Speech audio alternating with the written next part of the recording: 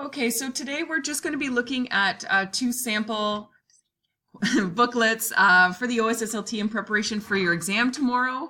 The purpose of today's class isn't to do any long-term preparation in terms of what we've done for the news report and the series of paragraphs, but rather to go through the structure of the booklets so you know what to expect tomorrow, and to give you a couple hints as you're going through them.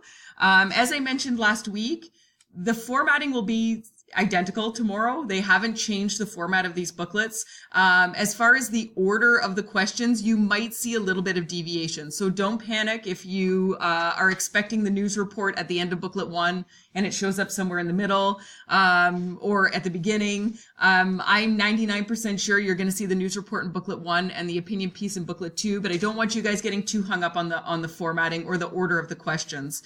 I mentioned last week the importance of timing, especially around those two big writing pieces. Make sure to keep that in mind while you're working through your exam tomorrow as well.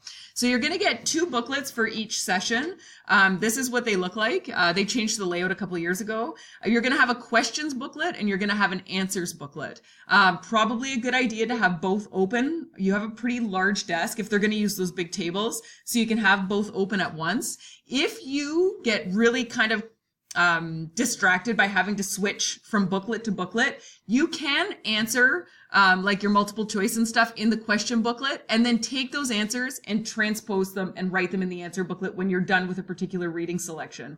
Nothing in the question booklet is going to get marked. So don't just answer in the question booklet, you will get 0. The answers need to be written into the answer booklet, but instead of having to go back and forth throughout the course of the exam, you can answer in the question booklet. Just make sure at the end of every section to take those answers and put them in the answer booklet. I actually had a case in Toronto where we were collecting the first booklets while you guys were eating your granola bars and your juice boxes, and we noticed that there was nothing written in the answer booklet.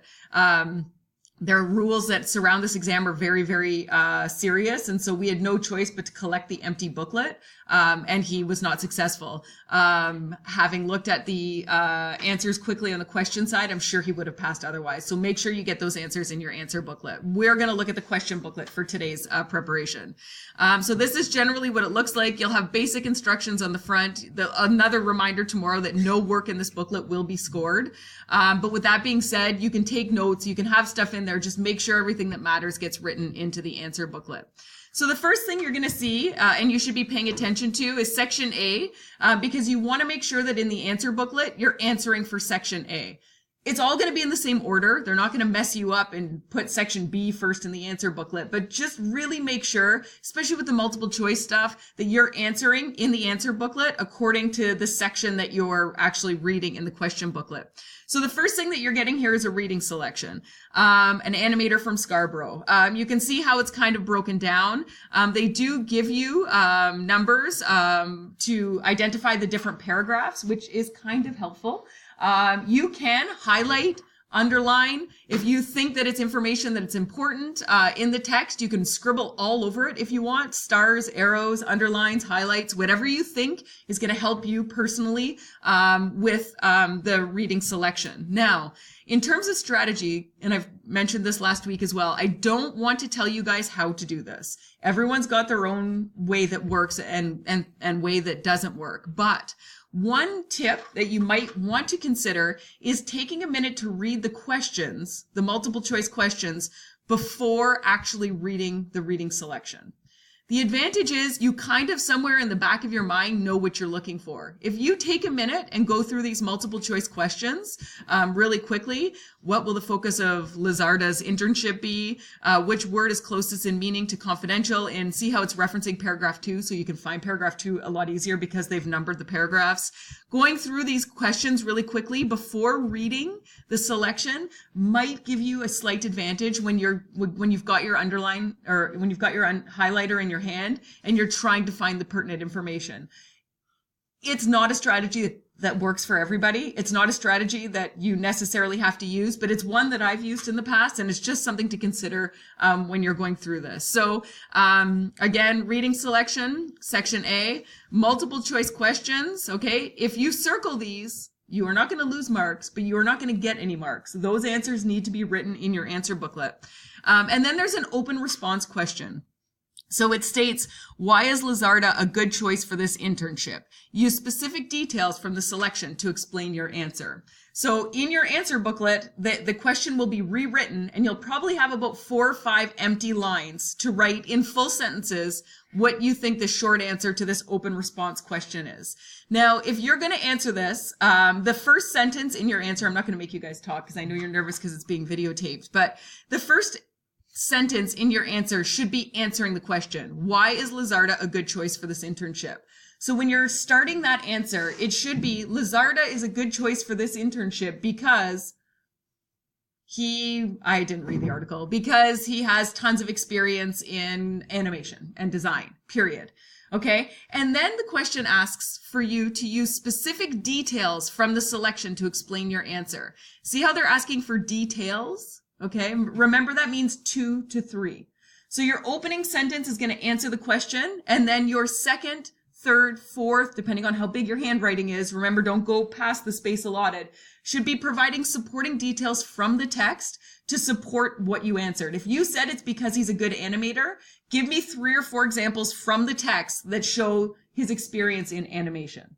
The beauty of this, guys, you know how I told you they mark conventions, like if you do spelling mistakes and punctuation mistakes and stuff? If you're using specific examples right from the text, you know there's no spelling mistakes. The more words, the more specifically you can directly draw from the text, the less likely you are to make your own mistakes. So don't reinvent the wheel. Don't rewrite or paraphrase the information that's in the text. When they're asking for specific details, I know we are always constantly barking at you guys about stealing other people's ideas and how important it is to quote your sources. In this circumstance, you can legitimately take the information directly from the text. That way, you know there are no spelling mistakes, you're not thinking up new words, and it's probably the simplest way to do it, okay? So supporting details, that means there's an S in here, which means you want to give 2 to 3, okay?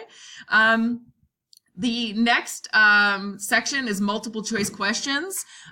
These are very grammatical in nature. So this doesn't relate to a reading text. This is just choose the sentence that does not belong in this paragraph. So it's really kind of basic literacy. You can tell because it says section B, writing. There's no reading. I would say reading if it was associating with a text. Again, if you want to write in here, there is no penalty for doing so, but make sure these answers get rewritten in your answer booklet. So things like which sentence is written correctly. Again, this is basic literacy. I know you guys are all looking at me with your French immersion eyes, but don't worry, you've got it. They're pretty obvious. If this is making you nervous, this is something you can focus on at home tonight if you want to take a look at it, because the answers are also in that linked section. So then we're moving into the last question here, section B. That's a little bit of a waste of paper, but whatever. Okay, so section C, read the section below and answer the questions in answer booklet 1. Okay, so you have another reading selection. You can see the formatting is a little bit different. So you're going to want to take a second and read it. You may want to take a second beforehand and read the questions that are going to be asked so you know what you're looking for. There's no penalty for going back and forth. If you read it and then you read the questions and realize you didn't get any of the information and have to reread the selection again, it's not the end of the world. There is time for that. But in order to maximize how much time you get for the newspaper report and maximize how much time you get for the opinion piece, you want to reduce the amount of times you're having to reference back to the text, right? And that's where the highlighter and underlining and stars and arrows and stuff comes in handy. The least amount of times you have to go back through this text, the more time you're going to have for the writing stuff, okay? So very similar to the section A, you're going to read the article, you're going to answer these multiple choice questions. If they're saying something referencing a specific paragraph, don't forget to utilize the numbers, okay? They're giving that to you so you don't have to count them or you don't have to go through the text from the beginning again. And in this particular circumstance, you have 2 open response questions. Is the interview with Alex beneficial to Nat's career exploration? Use specific details from the selection to support your answer. So that's just like the question you got in section A, right? Answer it in your first sentence and then give 2 to 3 supporting details. Pull them directly out of the text. You're less likely to make a mistake. And then the second question is, how does this selection show the benefits of volunteering for community service? Again, answer it. This text or this selection shows the benefits of volunteering for community service by blah, blah, blah, blah, blah. You want to regurgitate as much of the language that they're giving you in this exam as possible. because you're less likely to make a mistake. Again, they're asking for specific details. So how many? 2 or 3. Remember, you're only getting about 4 or 5 lines. Make it fit. Section D, a short writing task. So here, identify an important environmental issue. Use specific details to explain why it's important. Okay.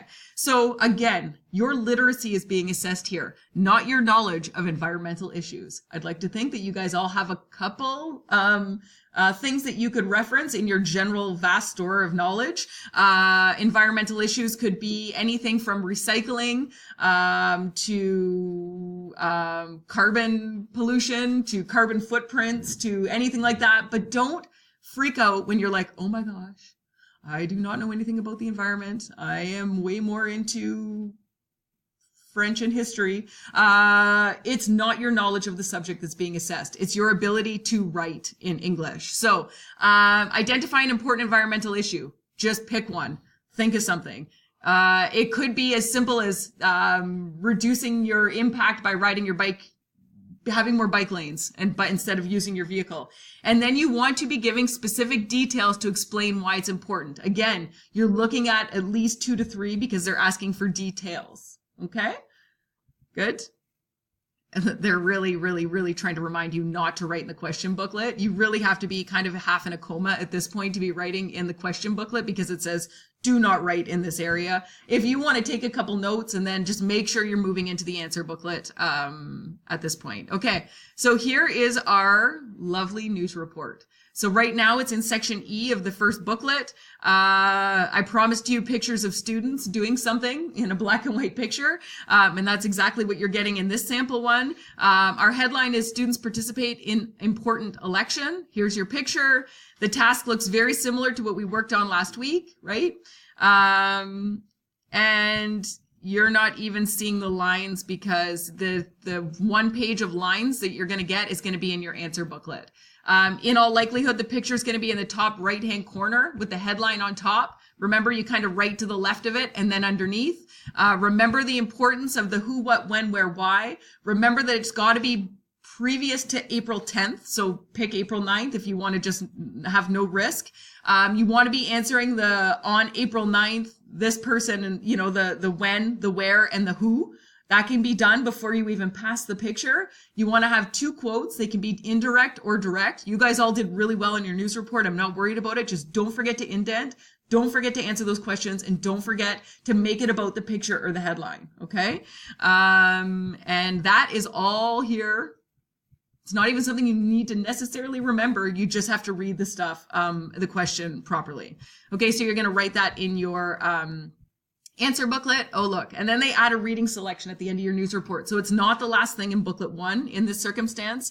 You have another reading selection about polar bears. Again, if you want to try my strategy and take a quick look at the multiple choice questions before actually reading it, you can do that.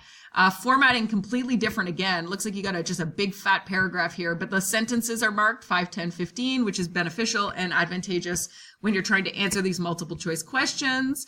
You've got 1 open response question associated with this reading selection. And this is where you have to turn your brain back on because they're asking for a main idea. So state a main idea of this selection and provide 1 specific detail from the selection that supports it.